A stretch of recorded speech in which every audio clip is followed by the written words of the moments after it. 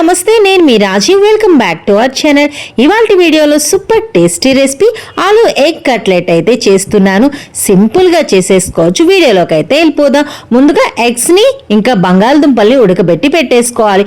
ఇంకా బంగాళదుంపలు మ్యాష్ చేసేసుకొని అందులో ఉల్లిపాయలు, పచ్చిమిర్చీలు, కొత్తిమీర, కరివేపాకు, ఉప్పు, పసుపు, కారం అవన్నీ వేసి బాగా కలుపుకున్నాక ఈ విధంగా ఎగ్స్ కూడా బాయిల్ చేసుకున్నది కట్ చేసుకొని మధ్యలో పెట్టేసుకొని పైన ఇటు అటు మనం పొటాటో స్టఫింగ్తో క్లోజ్ చేసేసుకొని షాలో ఫ్రై అయితే చేసుకోవచ్చు.